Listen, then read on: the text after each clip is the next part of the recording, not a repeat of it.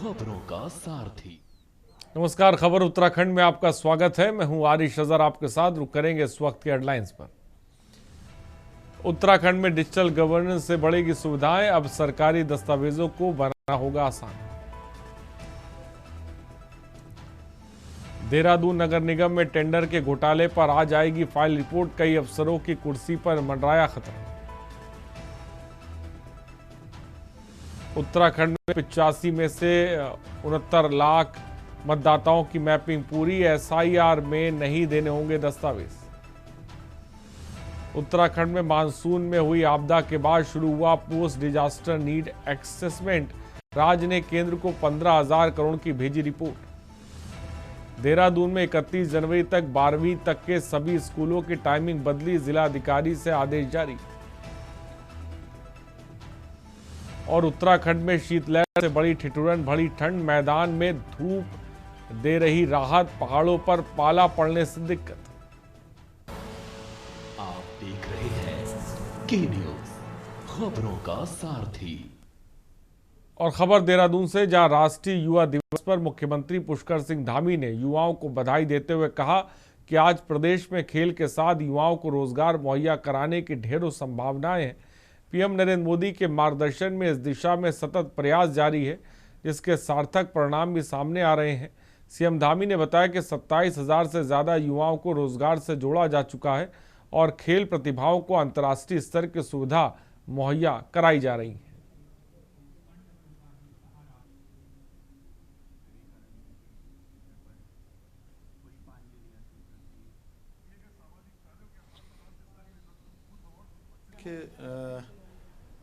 मैं सबसे पहले तो राष्ट्रीय युवा दिवस के अवसर पर सभी युवाओं को, सभी खिलाड़ियों को, सबको मैं बहुत बधाई देता हूं और स्वामी विवेकानंद जी की जयंती पर उनको नमन करता हूं। उनकी प्रेरणा से आज आदरणीय प्रधानमंत्री श्री नरेंद्र मोदी जी के नेतृत्व में युवाओं को आगे बढ़ाने के लिए अनेक काम हो रहे हैं, चाहे वो खिलाड़ियों के क्षेत्र में हो, चाहे वो स्किल डेवलपमेंट के क्षेत्र में हो। अनेक योजनाओं को धरातल पर उतारा जा रहा है, चाहे वो प्रशिक्षण कौशल के कार्यक्रम हो। हम राज्य के अंदर भी नौजवान युवाओं को आगे बढ़ाने के लिए पूरी तरह से प्रतिबद्ध हैं और हमने युवाओं नौजवानों के हित में अनेक फैसले भी लिए हैं। भर्ती प्रक्रियाएं जो पहले बहुत धीमी होती थी, उनको बहुत तेज़ किया गया। उसी का परिणाम है कि आज 27,000 से अधिक नौजवान युवाओं को नौकरी मिली है। खेलों के क्षेत्र में भी आज जहां नई खेल अकादमियां बनाई जा रही हैं, खेल के नए नए स्ट्रक्चर बनाए गए हैं, अभी राष्ट्रीय खेलों का आयोजन हुआ है। आज उत्तराखंड हमारा पूरी तरह से केवल राष्ट्रीय ही नहीं बल्कि अंतर्राष्ट्रीय स्तर की प्रतियोगिताओं के आयोजन के लिए भी पूरी तरह से तैयार है। हमारी प्राथमिकता है कि हमारे नौजवान युवा हर क्षेत्र में आगे आएँ और उनके लिए सरकार उनके साथ खड़ी है। सर, हरिद्वार के और खबर देहरादून से, जहां आज महिला कांग्रेस की प्रदेश अध्यक्ष ज्योति रौतेला पार्टी की महिला कार्यकर्ताओं के साथ डालनवाला थाने पहुंची और प्रदेश की कैबिनेट मंत्री रेखा आर्य के पति गिरधारी लाल साहू के खिलाफ मुकदमा दर्ज करने की मांग की। उन्होंने मंत्री द्वारा दिए गए बयान पर शांतिपूर्ण ढंग से विरोध जताते हुए एफआईआर दर्ज करने पर जोर दिया और पुलिस ने भी बात आगे बढ़ाने से बचते हुए उनके शिकायती पत्र को आगे बढ़ाने का भरोसा दिया।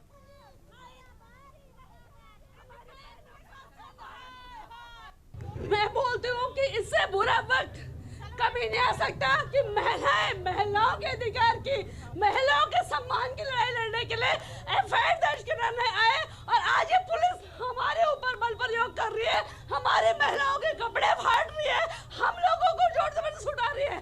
हम लोग क्या मांग रहे हैं? हम लोग सिर्फ ये बोल रहे हैं कि गिरधारी लाल साहू, जिसने महिलाओं को बिकाऊ बताया, जिन्होंने महिलाओं के व्यापारीकरण की बात करी, उसके खिलाफ एक कंप्लेंट दर्ज की जाए।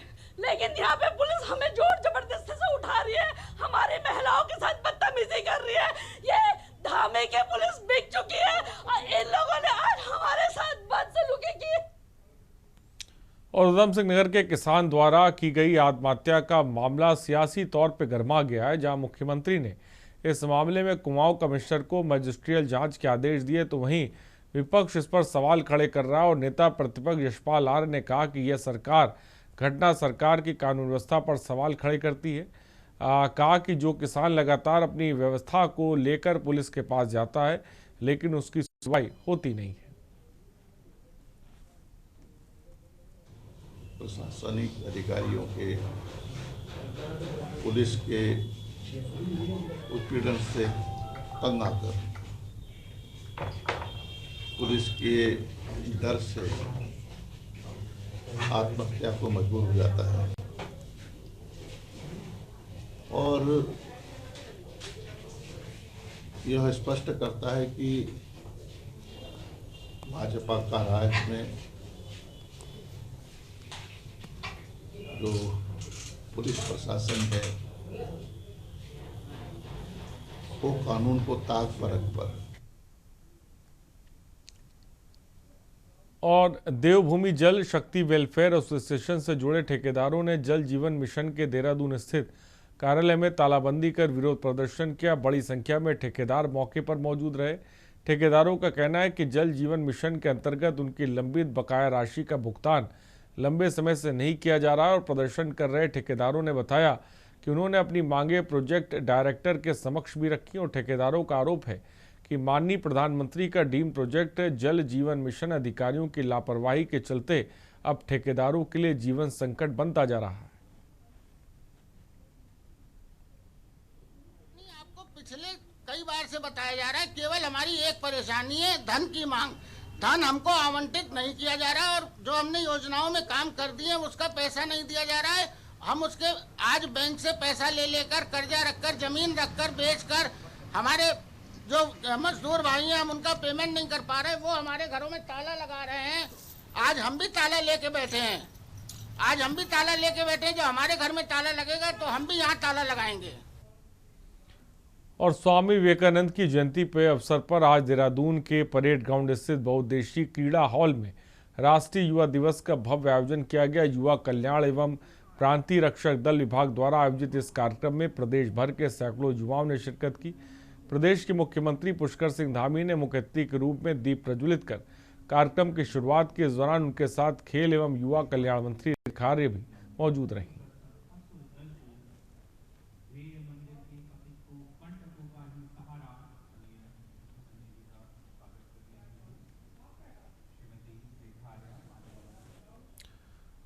खबर कोटद्वार से, जहां कांग्रेस से चर्चित अंकिता भंडारी हत्याकांड में पर्यावरणविद अनिल प्रकाश जोशी द्वारा दर्ज कराई गई एफआईआर पर आपत्ति दर्ज की। वरिष्ठ कांग्रेस नेता सूर्यकांत धस्माना ने पत्रकारों से बातचीत करते हुए सवाल उठाए कि पर्यावरणविद ने हत्याकांड के बाद 3 साल तक मुंह क्यों बंद रखा।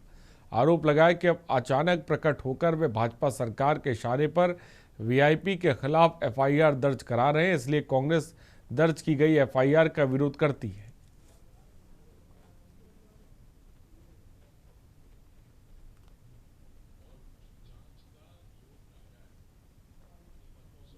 जब सीबीआई जांच के संस्तुति राज्य की सरकार ने करी तो वो थाने में पहुंचते हैं और वहां पर एक रिपोर्ट लॉन्च करते हैं।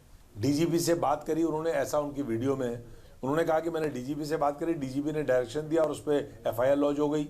अब उसके तत्काल बाद आईजी गढ़वाल ये बयान देते हैं कि जो डॉक्टर अनिल प्रकाश जोशी ने कंप्लेंट करी है, एफआईआर करी है, उस पर सीबीआई जांच करेगी। ये एक और प्रयास है वीवीआईपी को बचाने का, क्योंकि जो इसमें और उत्तराखंड मुक्त विश्वविद्यालय का 10वां दीक्षांत समारोह सोमवार को आयोजित किया गया। कुलाधिपति राज्यपाल सेवानिवृत्त ले जनरल गुरमीत सिंह ने विश्वविद्यालय सभागार में 34 छात्र छात्राओं को स्वर्ण पदक दिए और वहीं 18,129 से शिक्षार्थियों को स्नातकोत्तर की उपाधि और 6 को पीएचडी की उपाधि प्रदान की। इसके अलावा विश्वविद्यालय की त्रैमासिक पत्रिका उड़ान का विमोचन और विश्वविद्यालय की इंग्लिश के बाद हिंदी वेबसाइट का लोकार्पण भी किया गया।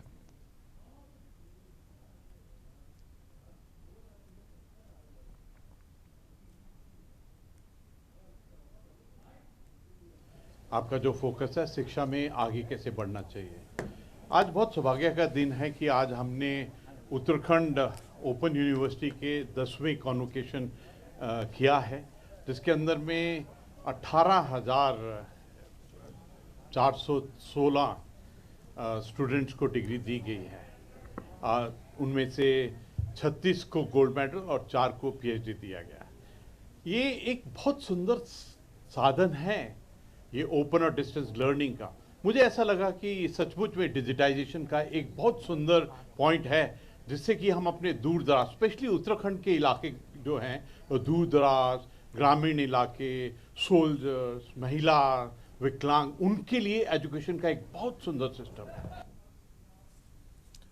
और खबर हल्द्वानी से, जहां नगर निगम सभागार में प्रधानमंत्री आवास योजना के तहत 170 परिवारों को उनके आवास बनाने के लिए प्रथम किस्त जारी की गई। केयर कार्यक्रम में मेयर गजराज बिष्ट और नगर आयुक्त परितोष वर्मा ने 170 जरूरतमंद परिवारों को चेक वितरित किए और इस अवसर पर मेयर गजराज बिष्ट ने कहा कि केंद्र सरकार की यह योजना गरीब और जरूरतमंद परिवारों के लिए सुरक्षित छत उपलब्ध कराने की दिशा में बड़ा कदम है।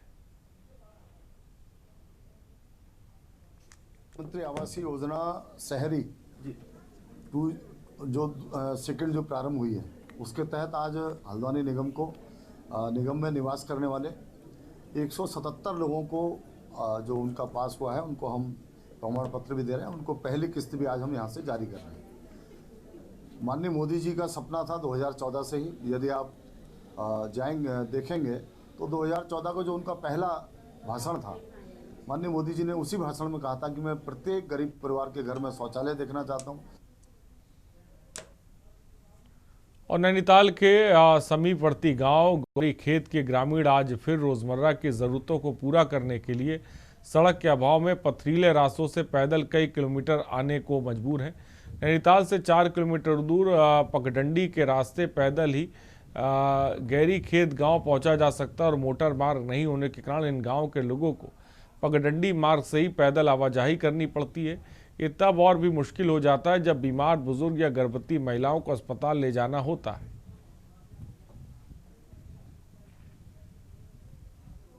सबसे यहाँ रोड की दिक्कत है और आने जाने में बहुत दिक्कत होती है और रास्ते में बाघ भालू भी आ जाते हैं। कभी रास्ता टूट जाता है बरसात के टाइम में और बुजुर्गों को भी परेशानी होती है, डोरी में ले जाना पड़ता है सर। और मजदूरी भी कभी ढुलाई के लिए मजदूरी देना पड़ता है 800-900। ये रोड नहीं है जिससे बहुत परेशानी होती है लोगों को और पलायन कर रहे हैं लोग यहाँ बहुत ज़्यादा।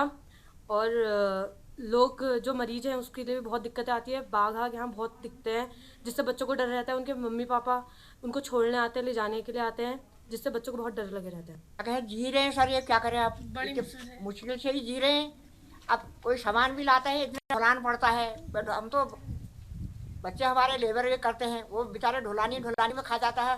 क्यों, क्या करें, इतनी परेशानी है। रोड अगर होता, मकान लगाते हैं, कुछ भी ढुलाई में परेशानी हो जाती है। अब आगे सरकार से भी हमने तो डीएम साहब भी सभी बहुत एप्लीकेशन दिए हैं हमारे मेंबर लोगों ने। हम अभी तक कोई सुनवाई नहीं है। हमें तो मिनट जहाँ रास्ता होगा वहाँ सब कुछ होगा।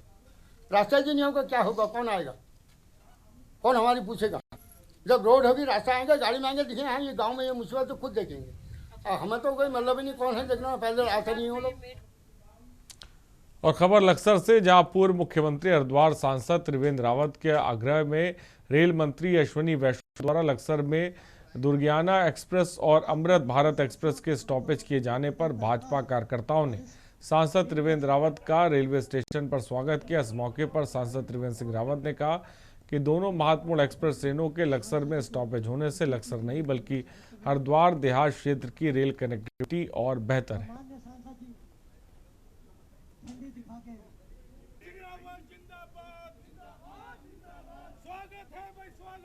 चाहे स्थानीय व्यापारी हों, चाहे स्थानीय नागरिक हों, उनकी डिमांड चल रही है। और पिछले दिनों हम माननीय रेल मंत्री जी से मिले थे और उन्होंने बहुत तेजी के साथ इस पर निर्णय लिया और आज 2 ट्रेन यानी कि अब 4 गाड़ियां यहाँ पर, उनका स्टॉपेज यहाँ पर होगा। सर बहुत इंपॉर्टेंट स्टेशन है हमारे लिए। मुरादाबाद से जो सहारनपुर वाला मेन लाइन है उसमें जो लक्सर है वो बहुत इंपॉर्टेंट एक जंक्शन स्टेशन है जो हरिद्वार और देहरादून की कनेक्टिविटी भी प्रोवाइड कराता है। और सहारनपुर के रास्ते होते हुए अमृतसर और मुरादाबाद के रास्ते होते हुए बनारस होते हुए गोरखपुर और सहरसा, कलकत्ता, जो प्रमुख डिस्ट्रिक्ट हैं, जो प्रमुख शहर हैं देश के, वहाँ की कनेक्टिविटी प्रोवाइड कराता है। तो लक्सर बहुत ही इंपॉर्टेंट स्टेशन है मुरादाबाद मंडल के लिए। और भारत पाकिस्तान के राजौरी बॉर्डर पर पाकिस्तानी ड्रोन देखे जाने के बाद सियासी बयानबाजी तेज है। हरिद्वार पहुंचे केंद्रीय मंत्री अनुराग सिंह ठाकुर ने इस मुद्दे पर पाकिस्तान को सीधे निशाने पर लिया। उन्होंने कहा कि भारत ने ऑपरेशन सिंदूर और सर्जिकल स्ट्राइक के जरिए पहले ही साफ संदेश दिया कि देश की सुरक्षा से कोई समझौता नहीं होगा। अगर पाकिस्तान को फिर एक बार पिटाई कराने की इच्छा है, धुलाई करवाने की इच्छा है, तो मुझे लगता है वो कोशिश करेगी। ऑपरेशन सिंदूर में पाकिस्तान की हवाई पट्टियों को हमने बैलगाड़ी चलने लायक छोड़ा है। इससे पहले एयर स्ट्राइक और सर्जिकल स्ट्राइक घर में घुसकर की है। और पाकिस्तान जो दो रोटी के लिए मजबूर है, जहां पर महंगाई चरम सीमा पर है, भ्रष्टाचार सिर चढ़ के बोल रहा है, आज उसकी इतनी हिम्मत नहीं कि वापस भारत की ओर आंख उठाकर देखे। महाराष्ट्र में हिंदी का और रुकते हैं एक ब्रेक के लिए, जल्द हाजिर होंगे। और ब्रेक के बाद आपका स्वागत है। केंद्रीय मंत्री अनुराग सिंह ठाकुर ने पश्चिम बंगाल की मुख्यमंत्री ममता बनर्जी पर हमला बोला। उन्होंने कहा कि ममता बनर्जी की घबराहट और बौखलाहट ये साफ संकेत दे रही है कि वो आने वाले चुनाव को लेकर डरी हुई है। अनुराग ठाकुर ने कहा कि जिन कागजों और पेन ड्राइव की चर्चा हो रही है उनमें दर्ज काले कारनामे जिसके हैं ये देश की जनता अच्छी तरह जानती है।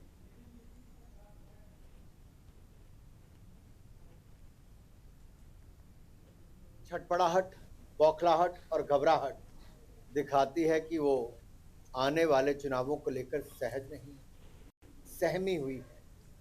और कहीं ना कहीं उन कागजों में, उस पेन ड्राइव में काले चिट्ठे किसके थे अब कहने की जरूरत नहीं। ममता बनर्जी जी मुख्यमंत्री होकर अगर असंवैधानिक कार्य करने आ जाएं, जांच एजेंसियों को रोकने पर आ जाएं, बाधाएं डालें, तो दिखता है कि दाल में कुछ काला नहीं, यहाँ तो पूरी दाल ही काली। 26 में और खबर रुड़की से, जहां जन जन की सरकार जन जन के द्वार कार्यक्रम के तहत रुड़की के डंडेरा में आयोजित कार्यक्रम में कैबिनेट मंत्री सतपाल महाराज ने जनता से सीधे संवाद किया।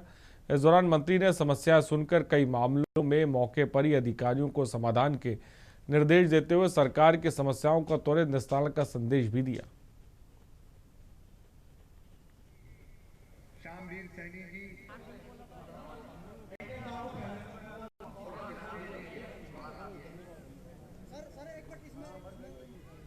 अभियान कार्यक्रम में हम लोग यहाँ आए हुए हैं और सभी यहाँ जो है लोगों का मैं स्वागत करता हूँ, अभिनंदन करता हूँ और विशेषकर किरण चौधरी जी को धन्यवाद देता हूँ कि यहाँ पर लोगों की समस्याएं सुनी जा रही हैं। इसके साथ साथ कुंभ मेला 2027 के अंतर्गत सिंचाई विभाग द्वारा किए जाने वाले कार्यों के लिए 98 करोड़ 47 लाख की धनराशि जो है उसके लिए 9 कार्यों के लिए स्वीकृति प्रदान की गई है। और आने वाला जो अर्ध कुंभी है उसको हम चाहते हैं कि डिजिटल कुंभ के रूप में मनाया जाए। खबर गदरपुर से, जहां दर्दनाक सड़क हादसे की खबर सामने आई, जहां तेज रफ्तार डंपर ने बाइक सवार व्यक्ति को कुचल दिया। हादसा इतना भयावह था कि मौके पर ही व्यक्ति की मौत हो गई। मृतक की पहचान फौजी खेमरी रामपुर निवासी ध्यान सिंह नेगी के रूप में हुई है, जिनकी उम्र लगभग 60 से 65 वर्ष बताई जा रही है।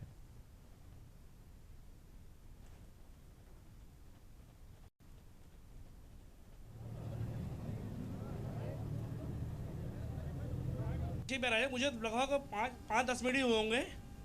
ये बेचारे कोई उठाने वाला नहीं था, एक बंदर चादर थी, बेचारे किसी ने अपनी सोल ओढ़ा हुआ था। उस देख हालात ऐसे कि एक एक शरीर का जो अंग था ना भाई साहब, दिल अलग, गुर्दे अलग अलग पड़े हुए थे। उसे अलग अलग कोई उठाने वाला डर रहे थे यार कि पता नहीं कि प्रशासन कुछ कहीं नहीं कम से कम इंसान के नाते उसको जिस बंदे ने सोल दिया उसका बहुत बहुत धन्यवाद करता हूँ, उसका शुक्रिया अदा करता हूँ। उसे उड़ाने की कम से कम इस हालत में उस बंदे ने आगे तो आया, उन्हें अपना कंबल दिया, उसका जो पार्थिव शरीर थे जो अलग अलग टुकड़े पड़े थे मैंने उसे उठा के डाले। मैं आपके सभी चैनल के माध्यम से ये बताऊंगा, आखिर देखिए आपने अभी देखा डंपर वाला चला भी रहा है और वीडियो भी बना रहा है। आखिर कहाँ है हमारा प्रशासन? आखिर माननीय उत्तराखंड के मुख्यमंत्री आखिर कहाँ खामोश है? और स्वामी विवेकानंद की जयंती पर देहरादून के गांधी पार्क से भाजपा युवा मोर्चा द्वारा स्वदेशी संकल्प दौड़ का आयोजन किया गया। सैकड़ों की संख्या में युवाओं ने दौड़ में प्रतिभाग किया। साथ ही मुख्यमंत्री धामी ने हरी झंडी दिखाकर स्वदेशी संकल्प दौड़ को रवाना किया। वहीं मुख्यमंत्री धामी ने कहा कि स्वामी विवेकानंद जी युवाओं के लिए प्रेरणा के सबसे बड़े स्रोत हैं।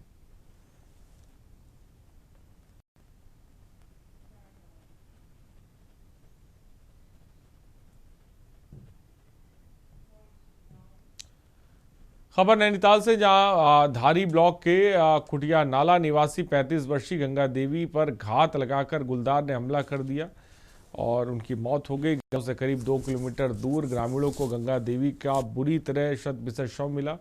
प्रत्यक्षदर्शियों के मुताबिक महिला का आधा शव ही पाया गया। सूचना पर पुलिस पहुंची है, वन विभाग और राजस्व विभाग की टीम मौके पर पहुंची है। शव कब्जे में लेकर पोस्टमार्टम के लिए भेजा है।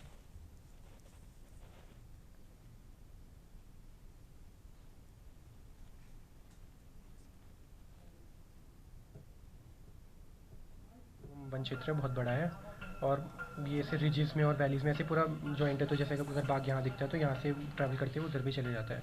तो पिछले विगत दिनों से जितनी घटनाएं हुई हैं तब से वन विभाग लगा हुआ है।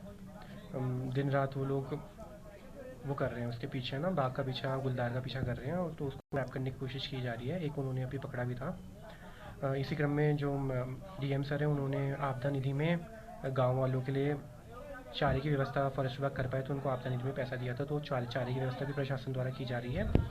और इसी क्रम में फॉरेस्ट विभाग ज़्यादा अलग अलग जगह पे पिंजरे भी लगाए जा रहे हैं। ये दुखद घटना है और हम लोग कोशिश कर रहे हैं, आज भी फॉरेस्ट विभाग वाले वहीं पे मचान बना रहे हैं और शायद शाम तक वो लोग बाग को ट्रैंक्लाइज भी कर लेंगे।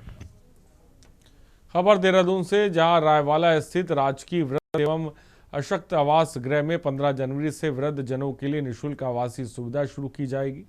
इस आवास गृह में 25 वृद्ध और अशक्त व्यक्तियों के रहने और भोजन की पूर्ण व्यवस्था की गई है। जिला समाज कल्याण अधिकारी दीपाकर गढ़ियाल ने बताया कि भोजन व्यवस्था के लिए टेंडर प्रक्रिया पूरी हो चुकी है और अब तक 5 वृद्ध जनों को पंजीकरण भी किया जा चुका है।